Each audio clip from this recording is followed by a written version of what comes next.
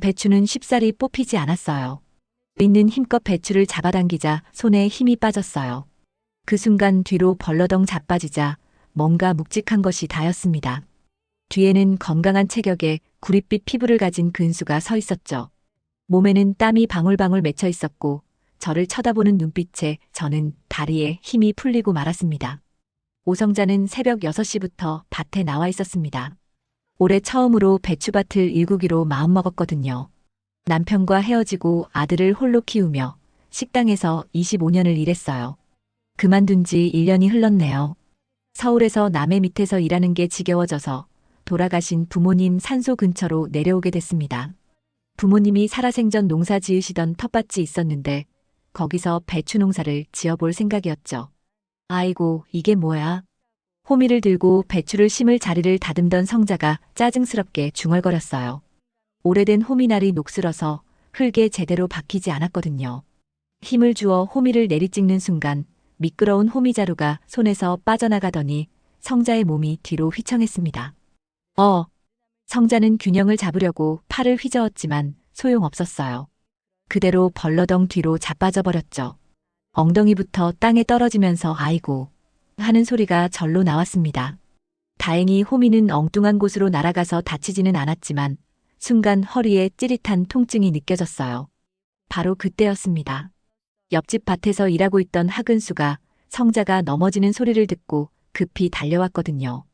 근수는 평소에 말수가 적고 조용한 사람이었는데 이웃이 다친 걸 보고는 가만히 있기가 그랬는지 바로 달려와 주었습니다.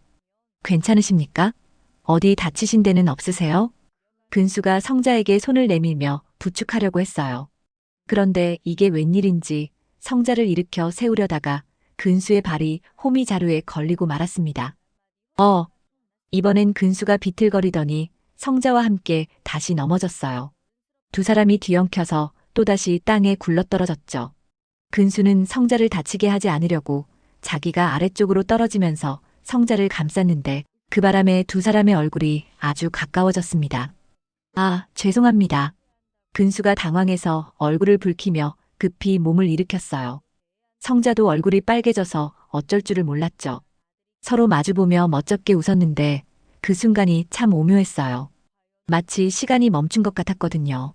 아이고, 이게 뭔 일이야. 그런데 바로 그때 동네 이장 부인인 노태분이 지나가다가 이 장면을 목격했습니다. 태분은 원래 말이 많고 동네 사정을 속속들이 꿰고 있는 분이었어요. 두 사람이 밭에서 뒤엉켜 있는 모습을 보고는 눈이 휘둥그레졌죠. 아이고, 어쩜 이런 일이. 성자씨, 근수씨, 둘이 뭐 하시는 거예요? 태분의 목소리가 온 동네에 울려 퍼질 것 같았어요. 성자와 근수는 급히 털고 일어나면서 손사래를 쳤지만 이미 늦었죠. 태분의 눈에는 이미 확신이 가득했거든요. 아니에요. 그냥 제가 넘어져서. 그래서 근수씨가 도와주시다가 이렇게 된 거구나. 아이고, 나이 들어서도 이런 일이 생기네. 태분은 혼자 고개를 끄덕이며 뭔가 짐작하는 표정을 지었어요.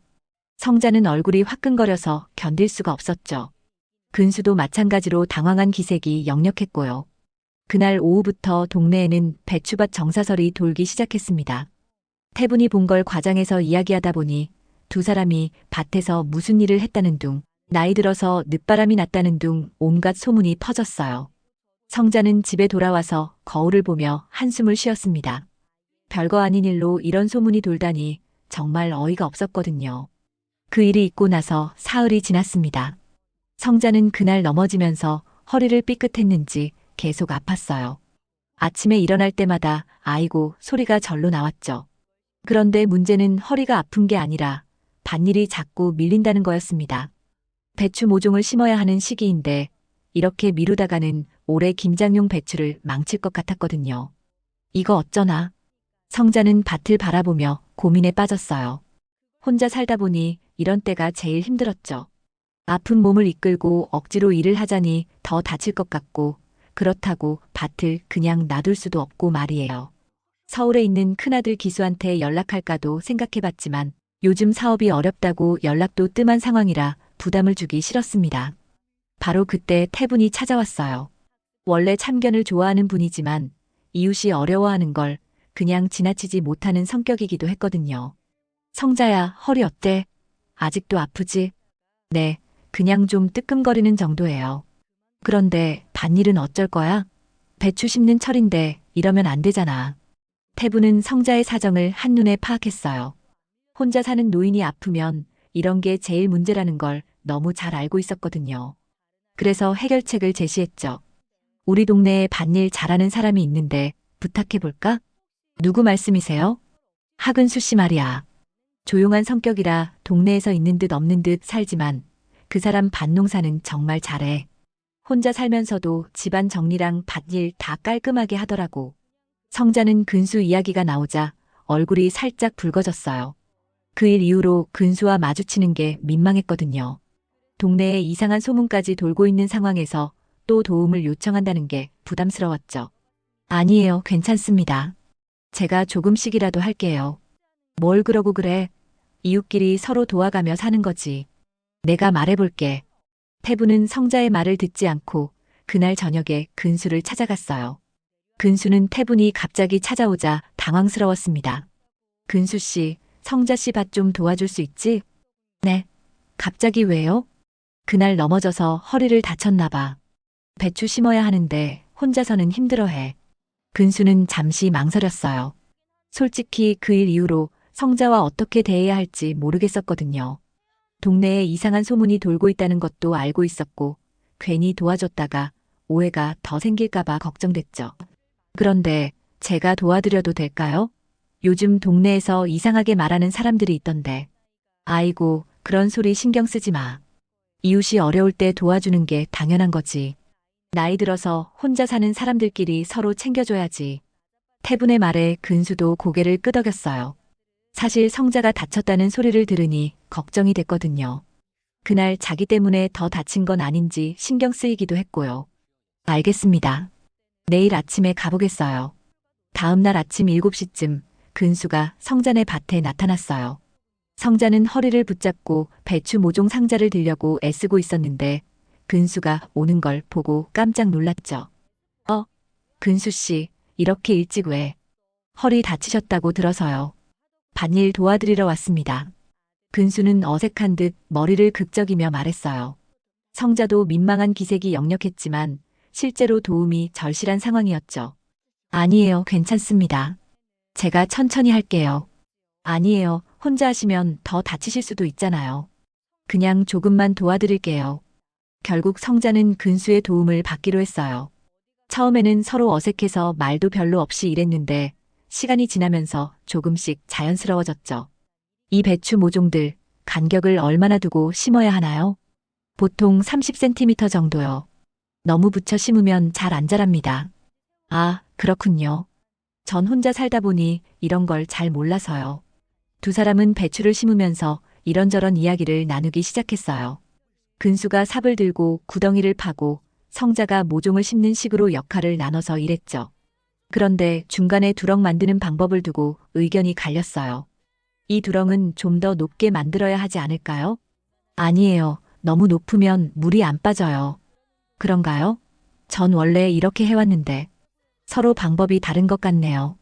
둘은 서로 자기 방식이 맞다고 우기며 살짝 언성을 높였어요. 하지만 그런 투닥거림이 오히려 어색했던 분위기를 풀어주는 역할을 했죠. 마치 오래된 친구처럼 편하게 말다툼을 하고 있는 자신들을 발견하고는 서로 웃음이 나왔거든요. 그렇게 반나절을 함께 일하고 나니 배추밭이 제법 모양을 갖췄어요. 성자는 혼자서는 이틀은 걸렸을 일을 근수 덕분에 하루 만에 끝낼 수 있었죠. 고마운 마음이 컸지만 어떻게 표현해야 할지 몰랐습니다. 점심때가 되자 근수가 호미를 내려놓으며 성자를 돌아봤어요.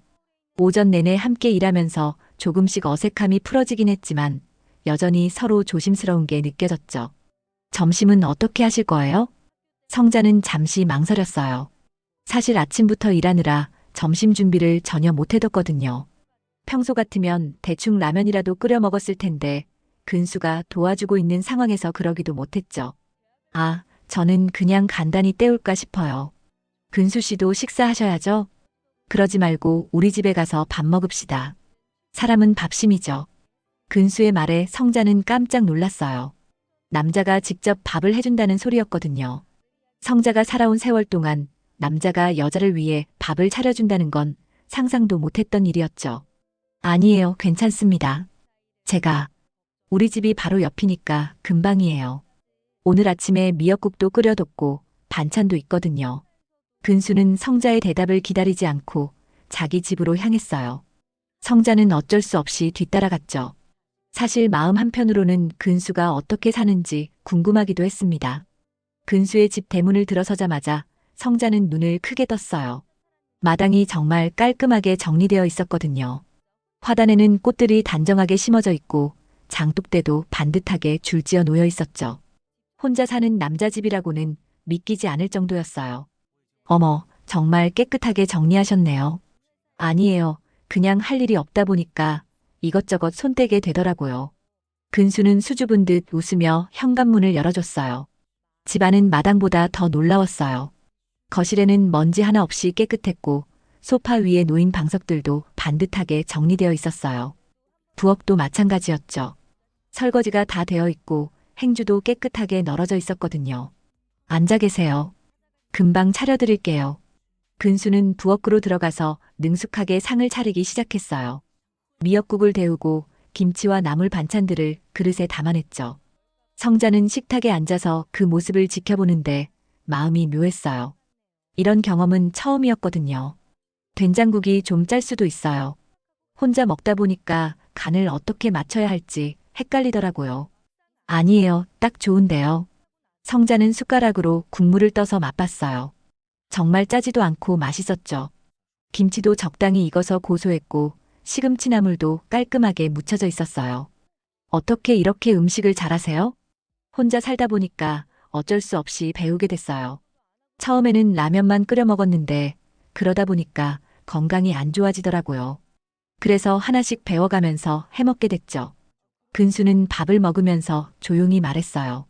성자는 그 말을 들으면서 가슴이 찡했어요. 혼자 사는 외로움이 어떤 건지 너무 잘 알았거든요. 근수 씨는 언제부터 혼자 사셨어요? 벌써 10년 됐네요.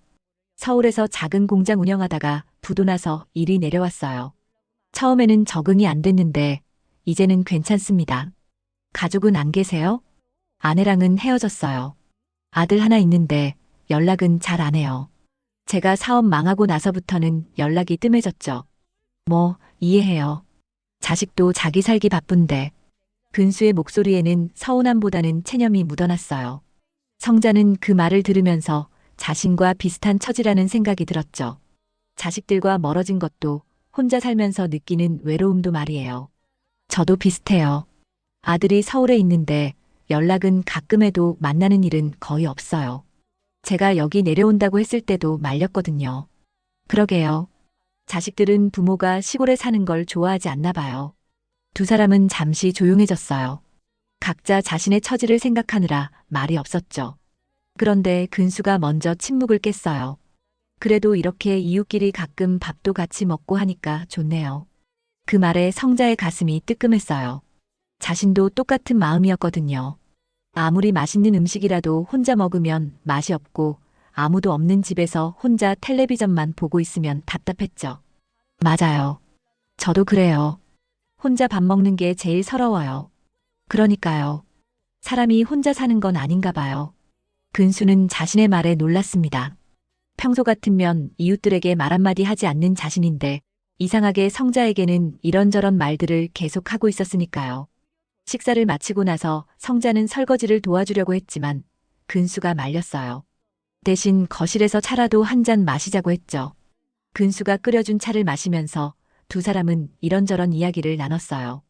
성자는 오랜만에 마음이 편안해지는 걸 느꼈죠. 누군가와 함께 있다는 것만으로도 이렇게 다른 기분이 드는구나 싶었어요.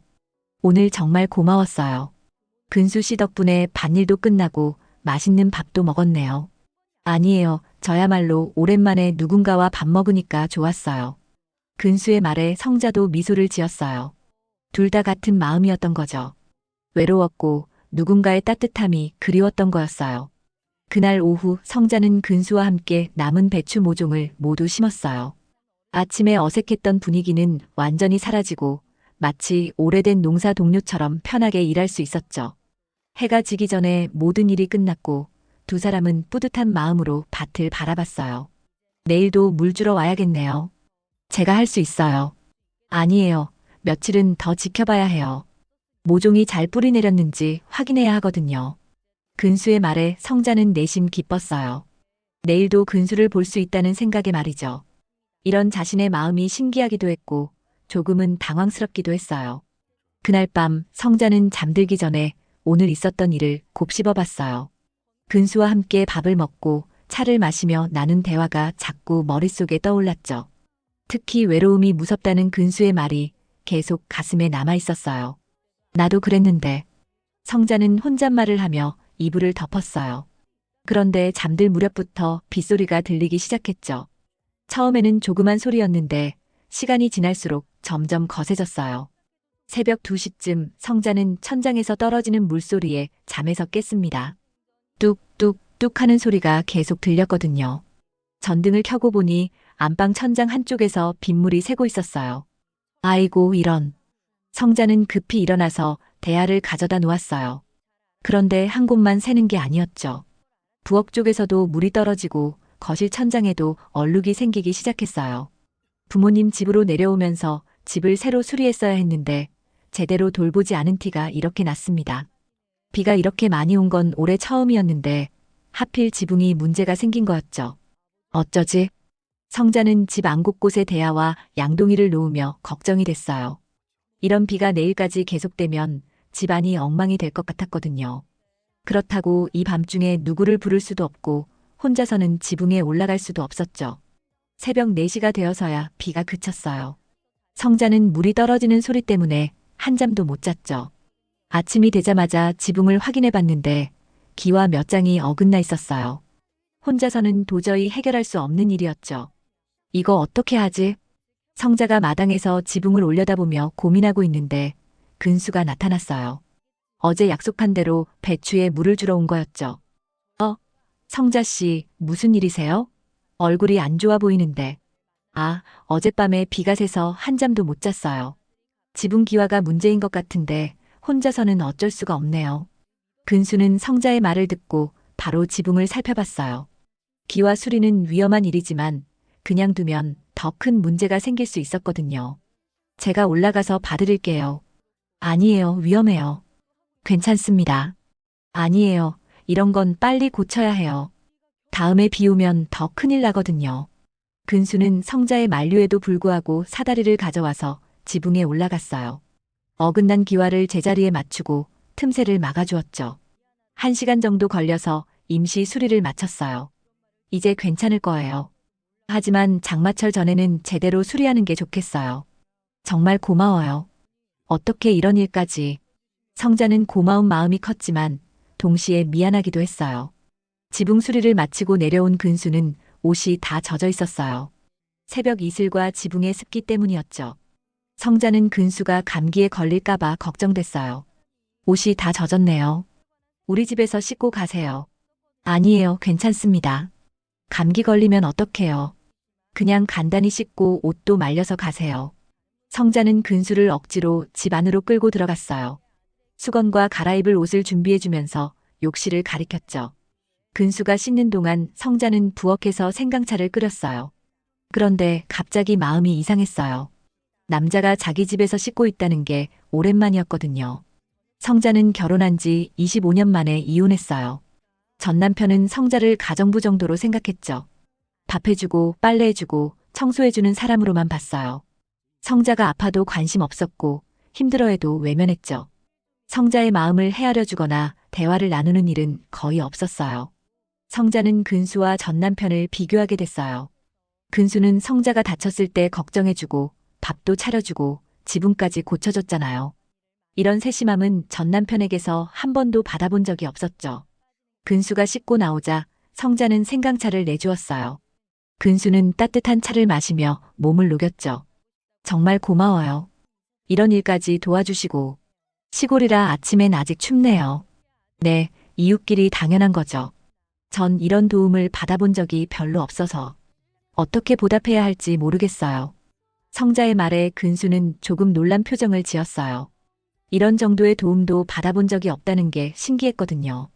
성자 씨 남편분은 어떤 분이셨어요? 성자는 잠시 말을 멈췄어요. 이혼한 이야기를 하기가 쉽지 않았거든요. 이혼했어요. 벌써 10년 전 일이에요. 아, 죄송해요. 괜한 질문을. 아니에요. 오히려 후련해요. 그 사람은 저를 사람 취급도 안 했거든요. 아파도 관심 없고 힘들어해도 모른 척 했어요. 25년을 그렇게 살았어요.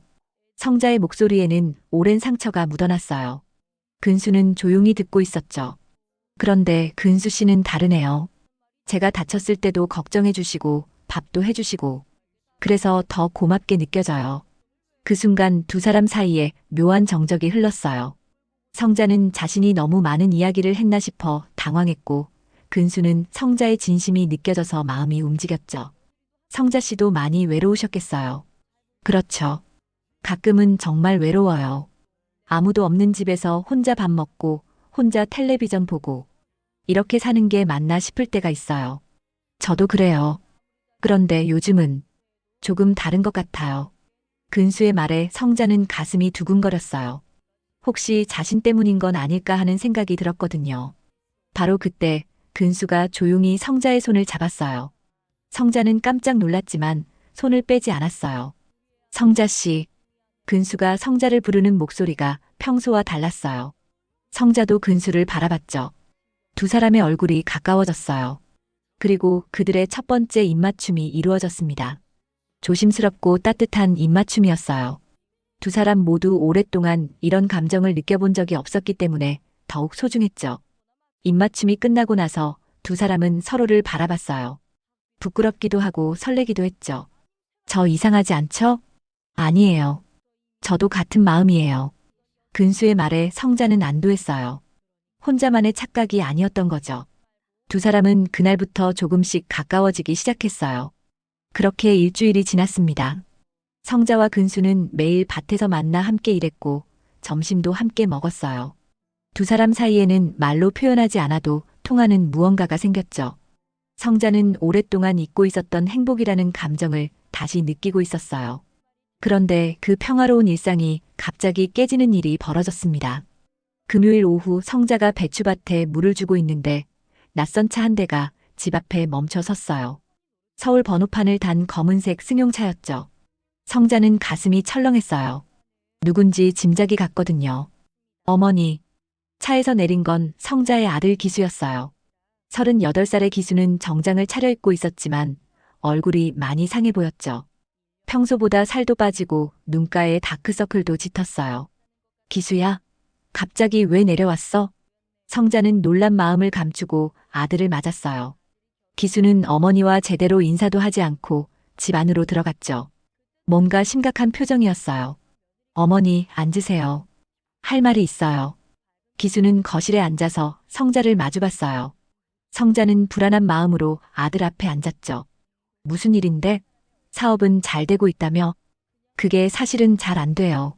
아니, 완전히 망했어요. 기수의 말에 성자는 놀랐어요. 지난달까지만 해도 사업이 잘 된다고 자랑하던 아들이었거든요. 뭔 소리야? 갑자기 왜? 투자했던 사업이 모두 실패했어요. 빚만 몇억 원이 남았고요. 집도 넘어갔어요. 기수는 고개를 숙이고 말했어요. 성자는 가슴이 아팠죠. 아무리 연락이 뜸했어도 자식은 자식이었거든요. 그래서 어머니를 모시고 가려고 내려왔어요. 뭘 모시고 가? 서울로 올라가셔야 해요.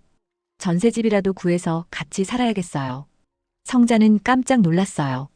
갑자기 서울로 가자는 소리가 이해되지 않았거든요. 왜 갑자기 그런 소리를 해? 난 여기서 잘 살고 있는데.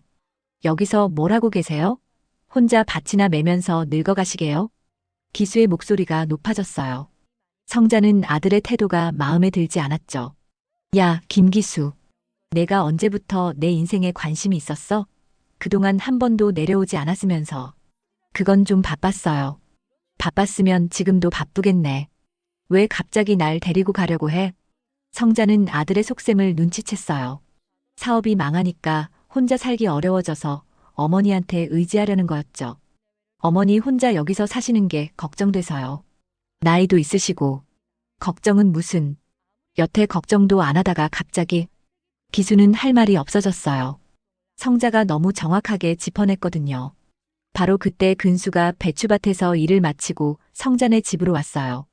평소처럼 성자 씨, 오늘 일 끝났어요 라고 말하면서 대문으로 들어왔죠. 기수는 근수를 보고 눈살을 찌푸렸어요. 정체가 궁금했거든요. 어머니, 저 사람 누구예요? 응, 근수 씨? 옆집에 사는 분이야. 요즘 밭일 도와주시고 있어. 성자는 담담하게 대답했지만 기수의 표정은 점점 굳어졌어요. 특히 근수가 자연스럽게 집 안으로 들어오려는 모습을 보고는 더욱 그랬죠. 잠깐만요. 왜 갑자기 집으로 들어오시는 거죠? 기수가 근수를 향해 날카롭게 말했어요. 근수는 당황했죠. 성자에게 아들이 있다는 건 알고 있었지만 이렇게 갑자기 나타날 줄은 몰랐거든요. 아, 죄송합니다. 몰랐네요. 근수는 정중하게 인사하고 돌아가려고 했어요. 하지만 기수는 그냥 보내지 않았죠. 잠깐만요. 우리 어머니하고 무슨 사이세요? 기수야, 뭐 하는 거야? 성자가 화를 냈지만 기수는 들은 척도 안 했어요. 그냥 이웃이에요. 밭일 도와드리고 있고요. 근수가 차분하게 대답했지만 기수는 믿지 않는 표정이었어요. 밭일 도와주는 게 전부예요? 매일 드나드시는 거 아니고요? 기수야, 그만해. 성자는 아들의 무례함이 창피했어요. 근수가 얼마나 도움이 됐는지 아들은 모르잖아요. 어머니, 이 양반한테 홀린 거예요? 이 나이에 무슨 바람이라도 난 거예요? 기수의 말에 성자는 얼굴이 빨개졌어요. 분노 때문이었죠. 김기수, 내가 감히 그런 말을 해. 사실이잖아요. 혼자 살던 어머니가 갑자기 집에 남자가 들어오질 않나. 이상하죠. 근수는 이 상황이 불편했어요. 자신 때문에 성자와 아들이 다투는 걸 보고 있을 수 없었거든요. 저는 그만 가보겠습니다. 가족끼리 이야기하세요. 근수가 나가려고 하자 성자는 마음이 아팠어요. 근수에게 미안했고 아들에게는 화가 났죠. 근수 씨는 아무 잘못 없어요. 우리 아들이 갑자기 와서 실례했어요. 괜찮습니다. 내일 봬요. 근수는 조용히 나갔어요. 성자는 근수의 뒷모습을 보며 가슴이 아팠죠. 근수가 나간 후 기수는 더욱 거세게 어머니를 몰아붙였어요. 어머니, 정신 차리세요. 이 나이에 무슨 연애를 해요? 연애가 어때서? 창피하지도 않아요? 동네 사람들이 뭐라고 하겠어요? 남들이 뭐라고 하든 상관없어. 저 남자가 어머니 재산 노리고 접근하는 거 아니에요? 기수의 말에 성자는 허탈했어요. 아들이 근수를 그런 식으로 생각한다는 게 믿어지지 않았거든요. 재산? 내게 무슨 재산이 있다고? 이 낡은 집 하나뿐인데? 그래도 어머니가 노인네 혼자 사니까 이용하려는 거예요. 김기수, 너 정말로 그렇게 생각해? 성자의 목소리에는 실망이 가득했어요.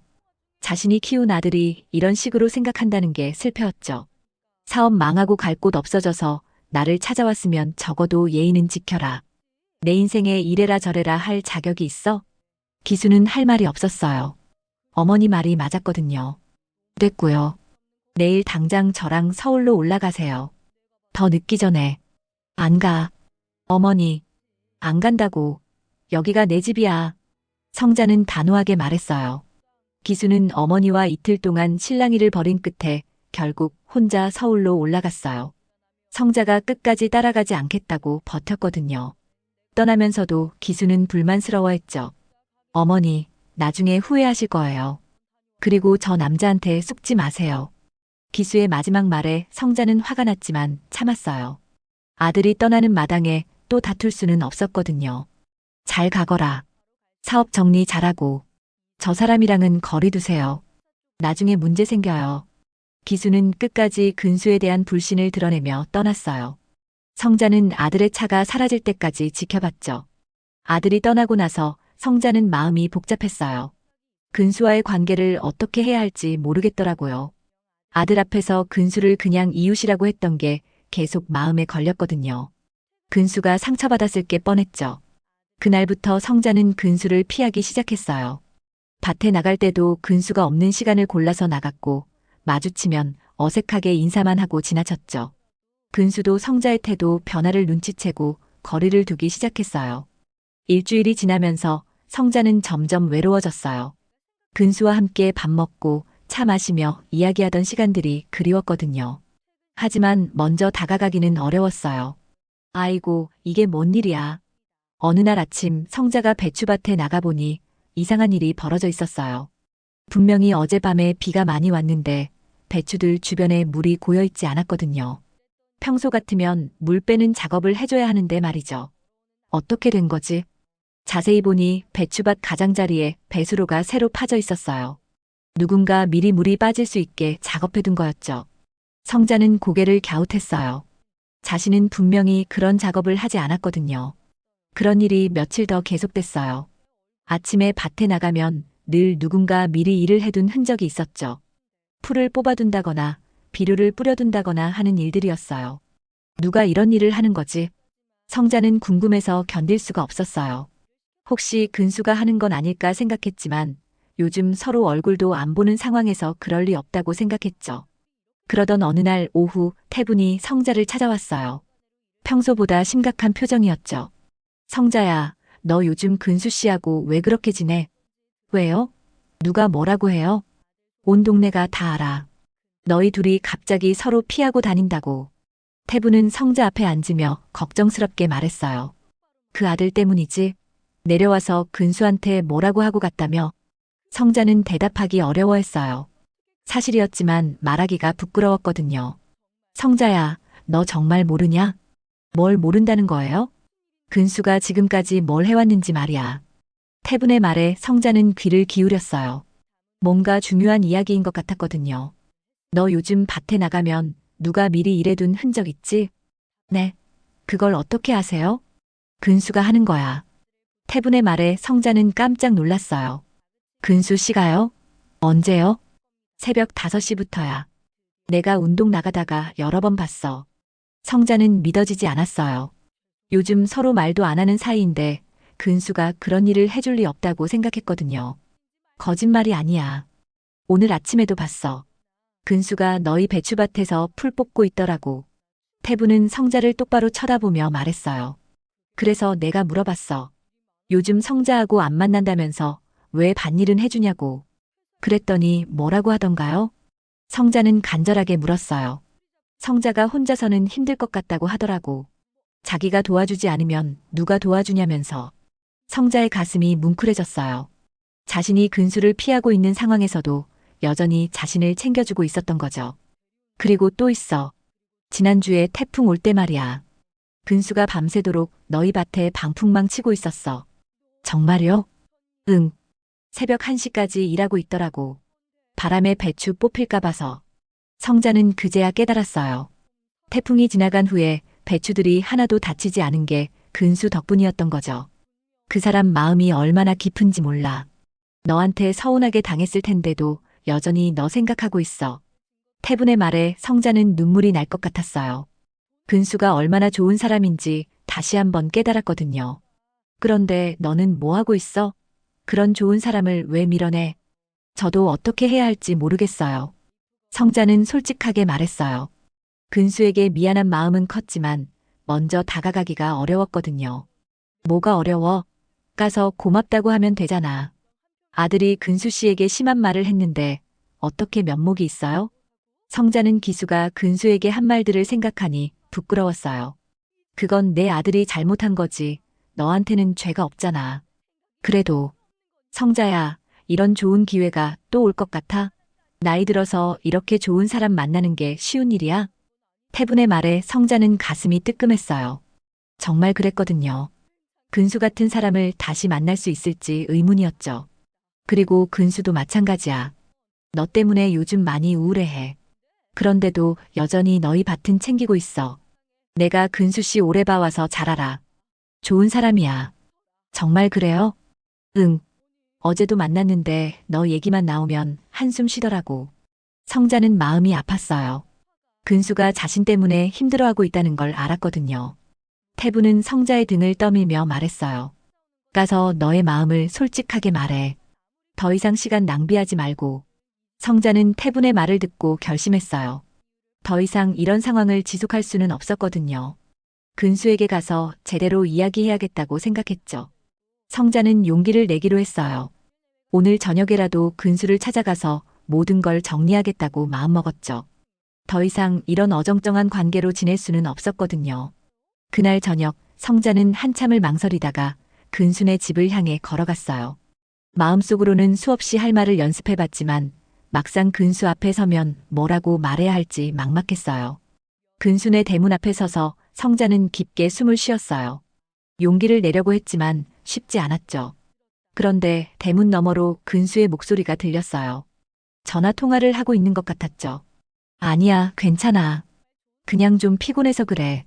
근수의 목소리에는 기운이 없었어요. 평소에 차분하고 따뜻한 톤과는 달랐죠. 응, 밭일은 계속하고 있어.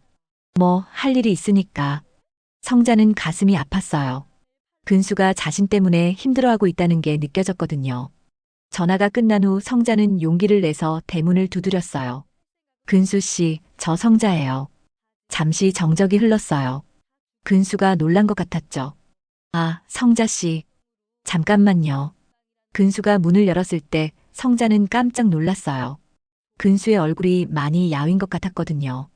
며칠 사이에 이렇게 변할 수 있을까 싶을 정도였죠. 무슨 일이세요? 근수는 어색하게 물었어요. 예전처럼 자연스럽지 못했죠. 할 말이 있어서요. 잠깐 시간 괜찮으세요? 들어오세요. 근수는 성자를 집 안으로 안내했어요. 하지만 예전처럼 편하지는 않았죠. 둘 다 어색해하고 있었거든요. 거실에 앉은 성자는 어떻게 말을 시작해야 할지 몰랐어요. 근수도 마찬가지였죠. 차라도 한 잔 내오려고 했지만 성자가 말렸어요. 근수 씨. 성자가 먼저 입을 열었어요. 네. 제가 미안해요. 성자의 갑작스러운 사과에 근수는 당황했어요. 무슨 말씀이세요? 아들이 와서 그런 말을 했을 때 제가 근수 씨를 제대로 지켜드리지 못했어요. 성자의 목소리가 떨렸어요. 그동안 참고 있던 마음이 터져 나오는 것 같았거든요. 아니에요, 괜찮습니다. 근수는 손사래를 쳤지만 성자는 계속 말했어요. 괜찮지 않아요. 근수 씨는 저한테 이렇게 잘해주시는데 저는 아들 앞에서 그냥 이웃이라고만 했어요. 성자 씨, 태분이 언니한테 들었어요. 근수 씨가 요즘도 새벽마다 제 밭 돌봐주고 계시다면서요? 근수는 깜짝 놀랐어요. 들키고 싶지 않았는데 태분이 봤던 거였죠. 그건 별일 아니에요. 별일이 아니긴요. 저 때문에 서운하셨을 텐데 그래도 계속 돌봐주시고. 성자는 말을 하다가 목이 메었어요. 근수의 마음이 얼마나 깊은지 새삼 깨달았거든요. 성자 씨, 울지 마세요. 근수도 마음이 아팠어요. 성자가 우는 모습을 보고 있을 수 없었거든요. 제가 잘못 생각했어요.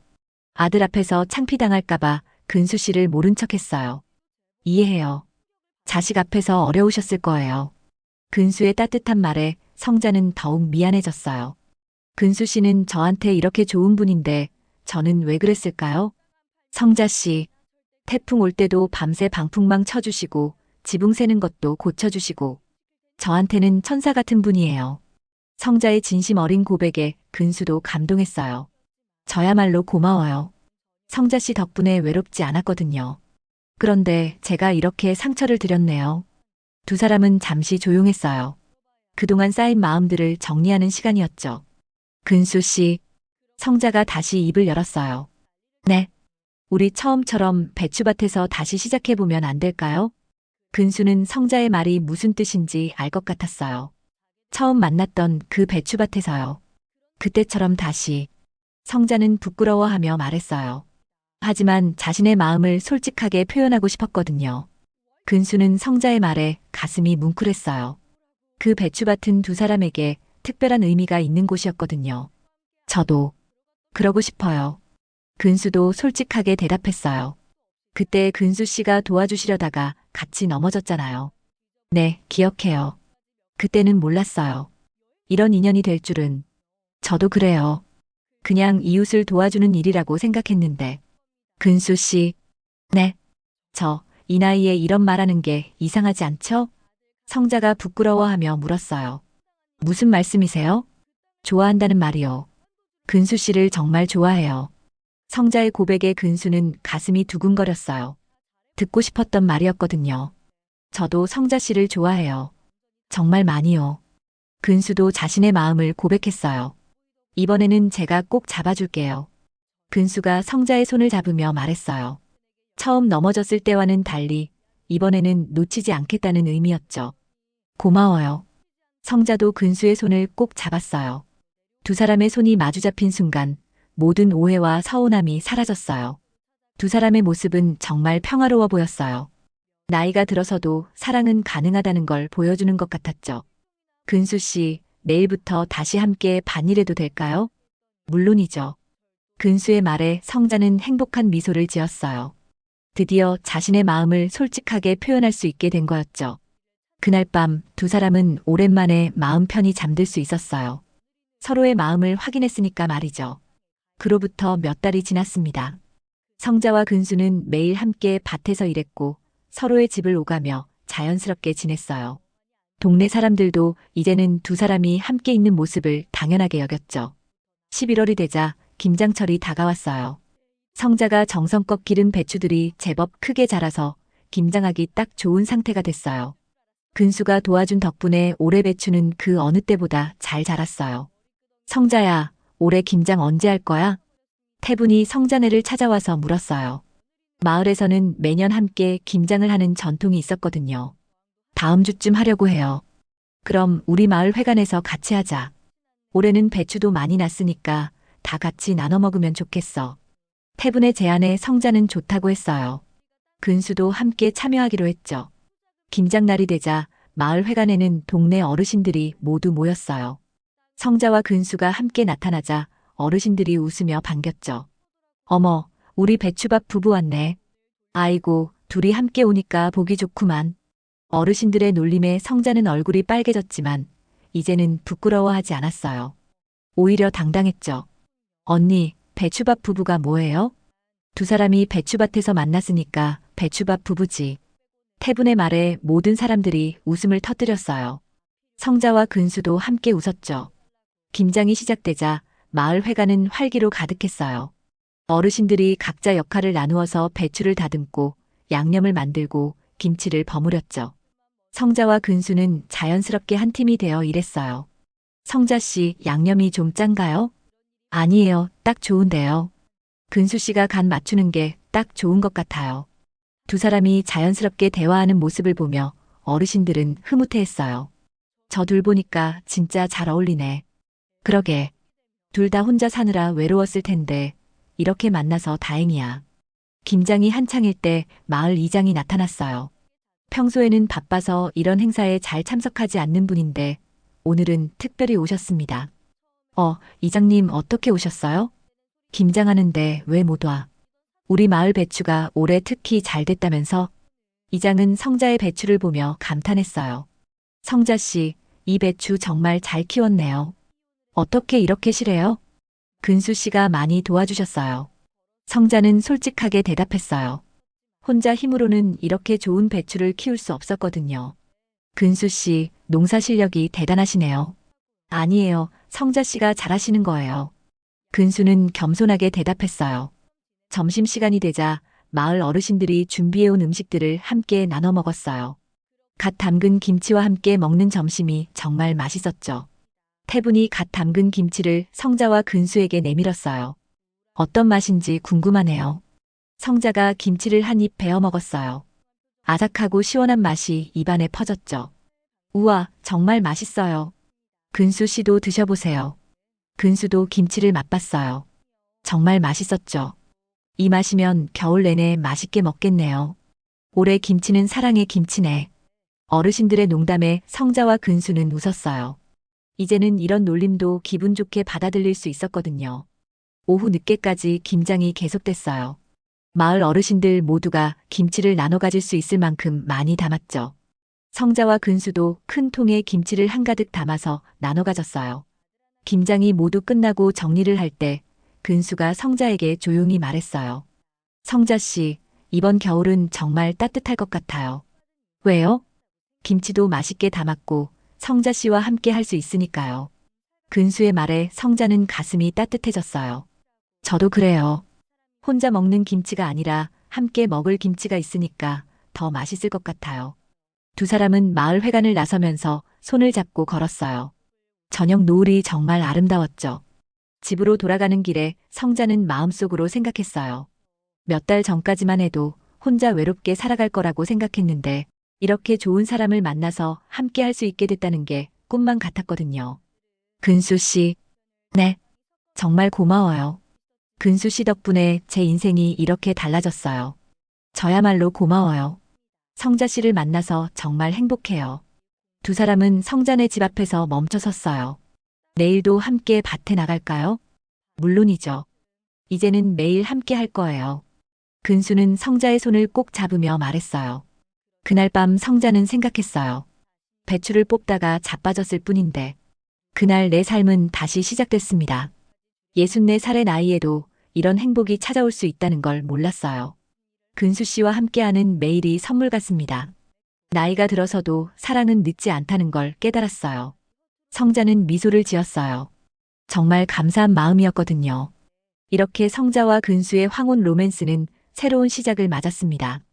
배추밭에서 우연히 만난 두 사람이 서로의 외로움을 달래주며 진정한 동반자가 된 거죠. 나이가 들어서도 사랑은 가능하다는 것을, 그리고 진심으로 상대방을 아끼는 마음이 얼마나 소중한지를 보여준 두 사람의 이야기였습니다. 오늘의 사연 어떠셨나요? 재밌게 들으셨다면 구독과 좋아요 꼭 눌러주시고 주인공에게 힘찬 응원의 댓글도 많이 남겨주세요. 감사합니다.